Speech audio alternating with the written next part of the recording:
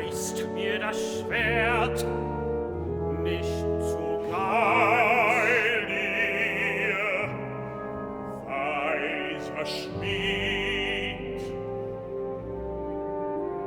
dem wegmüden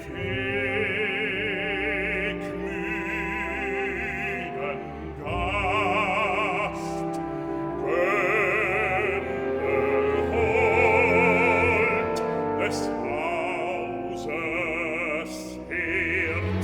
Wer ist, der im wilden Walde mich sucht? Wer verfolgt mich im öden Forst? Wanderer, heißt mich die Welt, weit wandert ich schon auf der Erde Rücken, rührt ich mich viel. Wurde dich fort, nun raste ich hier, nennt dich Wanderer, die Welt. Fastlich ruht ich bei Guten. Gaben wenden viele mir, denn Unheil fürchtet, wer unhold ist. Unheil wohnt immer bei mir, willst du den Armen des Meeren? Viel erforscht ich, erkannte viel. Wichtiges konnt ich manchem künden, manchem wehren, was ihn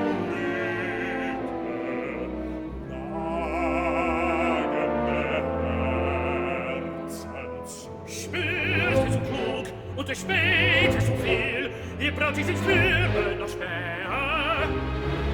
Einsam will ich und einzel sein, lungere, lass ich den Lauf. Mancher wähnte, weise zu sein, nur was in Not tat, wusste er nicht.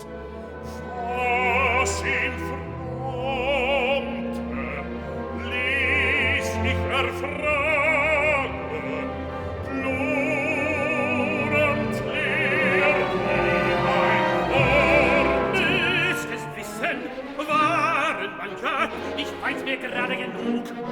Mir genügt mein Witz, ich will nicht mehr. Der Weisen weiß ich den Weg. Hier sitz ich am Herd und setze mein Haupt der Wissenswette zum Pfand.